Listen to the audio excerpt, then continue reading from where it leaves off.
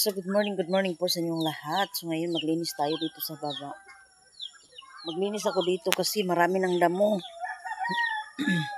Ilang araw tayo dun sa bayan ng La Paz. So, kaya maglinis ako dito sa harapan natin. Maglilinis na naman tayo. Maraming damo na dito.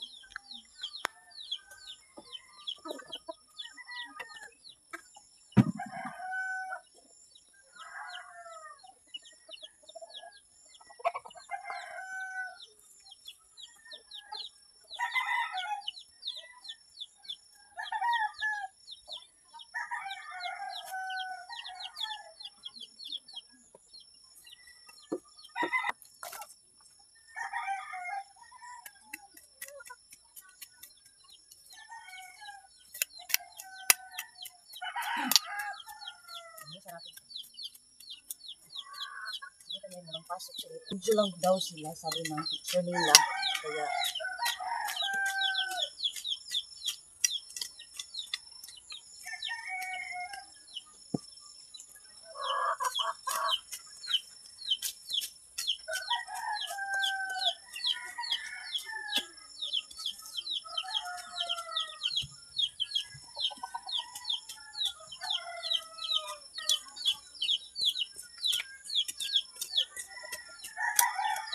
naglindol daw kagabi pero hindi naman daw malakas, mahina, ano lang, yung mahina ba.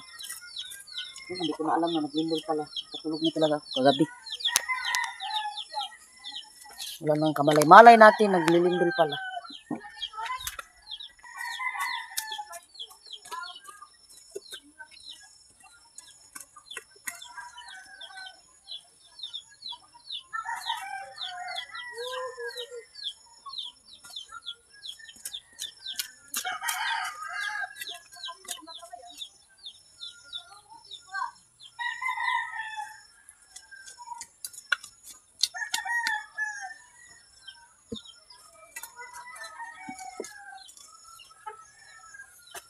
Ito naman talagang ginagawa natin sa buhay.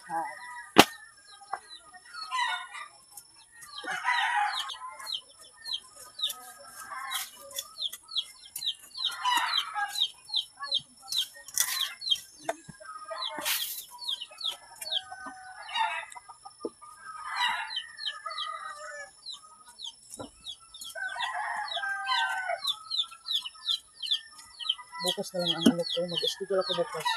Schedule ko bukas is maglalaba. So ngayon, maglinis muna ako ng paligid namin.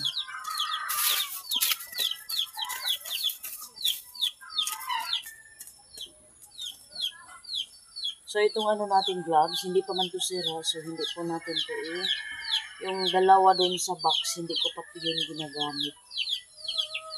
Isang pares. Kapag may butas na to, tatapon ko na to. Wala pa mang butas. So, hindi pa sira. So, hindi pa natin itapon. Diba, ma'am? Shout out po sa inyo dyan sa Ontario, Canada po. Sa lahat na nanonood po sa akin. Shout out po sa inyo. Si Mr. Pagising ko, wala na dito si Mr. Nandun sa sa lip. Ang mga boxmate niya kasi. Para may pambigas kami. Sana may kuha si Mr. para may pambigas kami.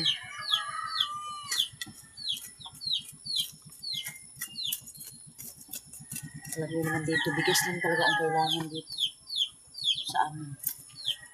Okay naman yung mga gulay. Mayroon naman tayong gulay, talong. Ginamos, do, batos, do sa ginamos.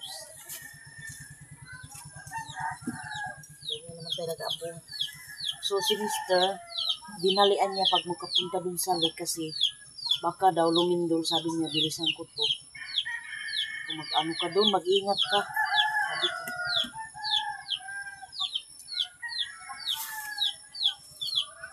Mga tao dito, natatakot na pumunta dun sa lake kasi naano sila yung gano'n, malakas yung lindol. Yung ibang tao dito nandun sa lake, akala nila hindi na makauwi sa pamilya nila. Pagdating ni Tonton doon sa bahay nila, nagsabi kay Mr. Pag uwi daw niya, nag-iyak daw siya sa pamilya na akala niya hindi na sila magkita. Kaya sabi ko kay Mister, bilisan mo doon sa ano. Huwag kang magpa-cute-cute mag-ano ng mga boxmate natin doon. So, pa-cute-cute si Mister.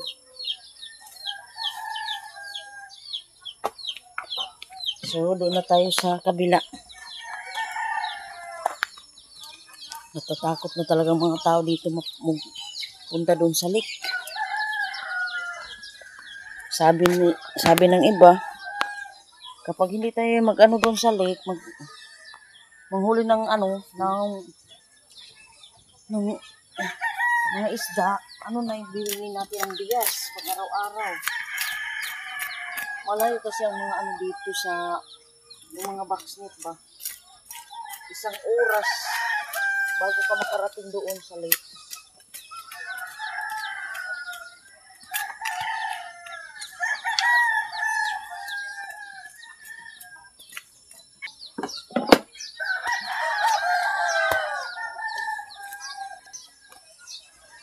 Kung ano na lang yung bigas namin, kaya sabi ni Mister, hindi tayo pumunta doon sa lake, wala tayo sa bigas.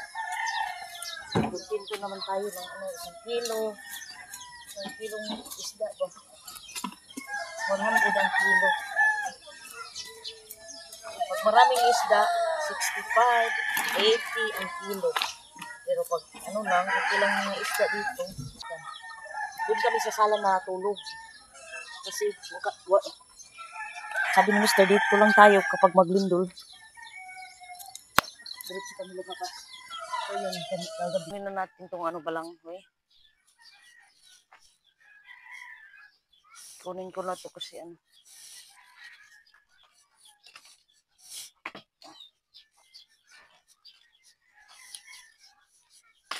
Oh! Malaki na itong bunga.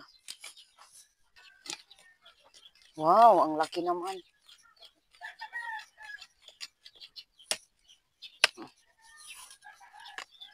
Ang laki itong bunga.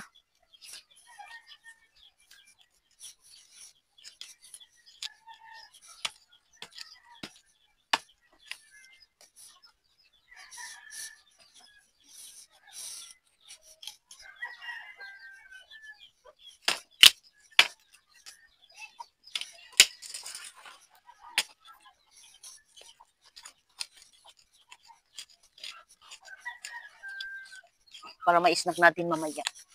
So, favorite ko to.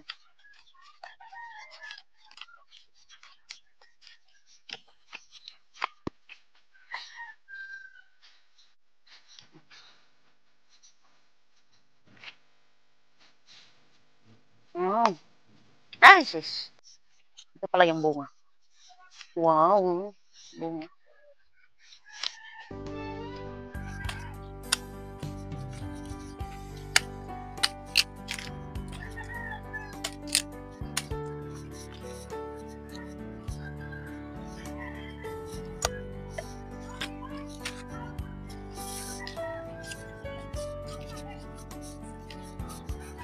So, itanim lang natin. Itanim lang natin to. Magbunga naman to. Magbunga na naman another.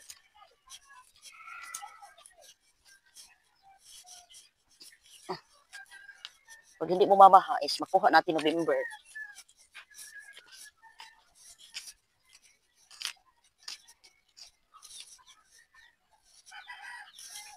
Wow, ang laki ng bunga. Bunga na naman to.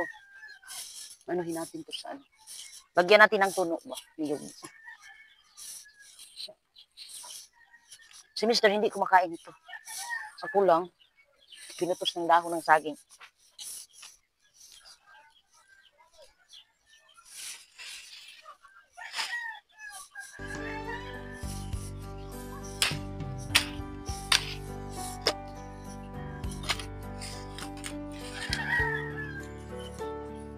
So, ito. Papo natin sa agos. Para maanod, para walang dito.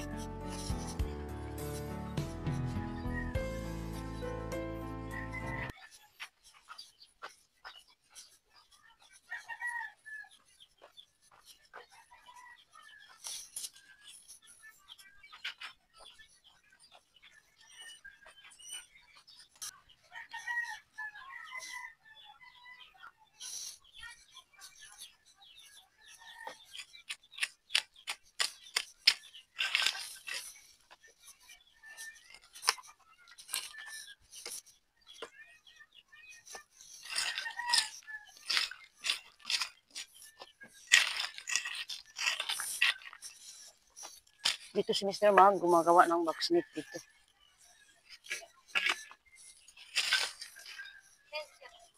Gauli na si Tisya.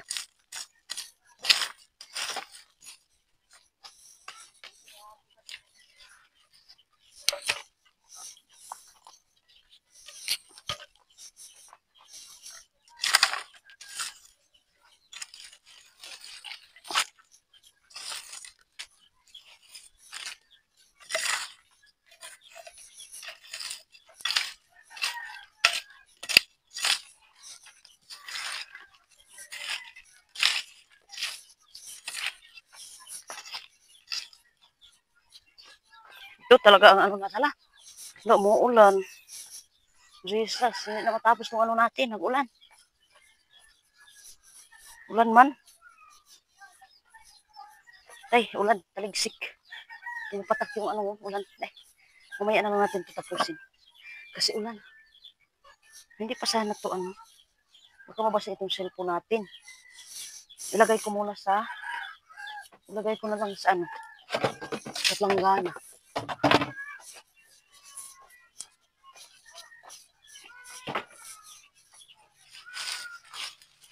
Ilagay ko dun sa ilog. Kapag anuhan, lagyan ng apoy. Hindi to kasi basa pa. Hindi to anuhan, diniduktan ba? Kung butangan, kung walang sa playo. Oh, nagitiknik na lang na ako nga ano doon sa. Oh my God, ulan yun.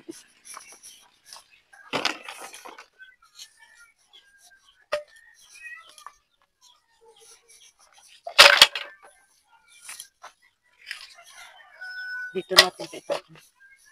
Para malinis to tingnan dito.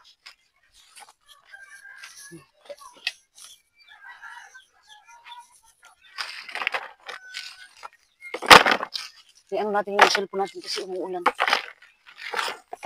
Nilagay ko din sa kilid ng bahay.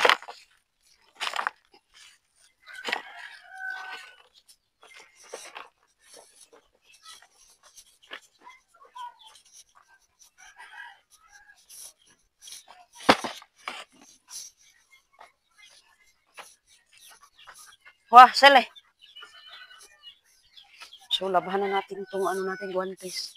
Gloves, labahan na natin. Maglinis muna tayo dito sa kusina.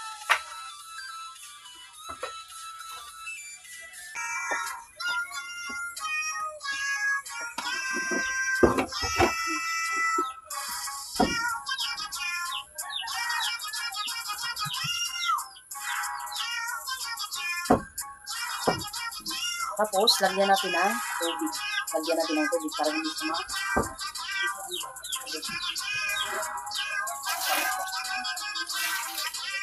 Nilagyan ko na nga ng sin.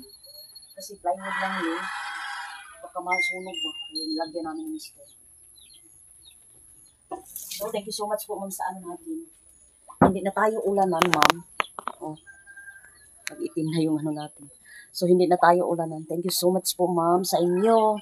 Sobra. Thank you so much po sa lahat. Shout out po sa inyo dyan, ma'am. Marami akong labahin na damit. So, bukas na lang. Schedule ko ngayon doon sa baba. Kasi yung mga damo doon sa baba is malaki na. So, unahin ko muna yun. Bukas na naman ang ano ko laba. So, yan si Virgie. Kapag dito si Virgie sa Agusan Mars.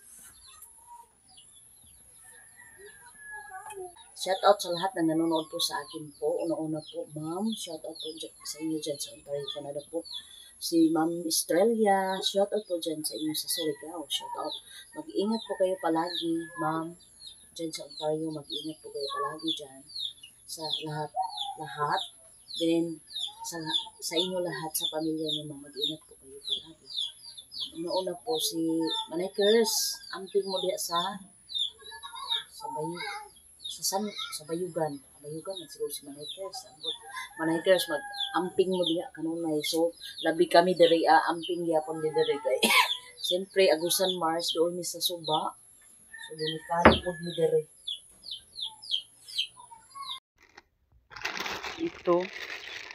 Dito ko na nilagay sa box. Sabi ni ma'am dito lang ilagay yung mga ano natin, yung mga ano namin. Binilad ko to ng araw kahapon, tapos dito ko nilagay. Ito ang aras namin.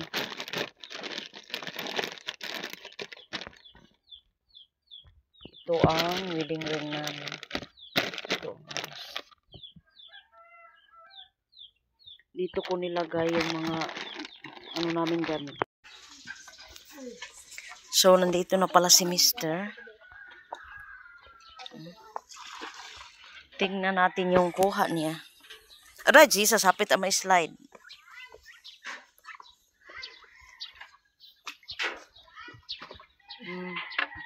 Ito lang yung kuha niya. Kain. Wa. Ayaw, ayaw. Pagkahon ta. Nani, kahugan. Amokan mo yung kulungan. Ang galit. Tungon sa ibagan mo. Ha. Opa. Ang kido natin sa taas, linisan. Kasi mainit na yung araw. So, dito lang natin.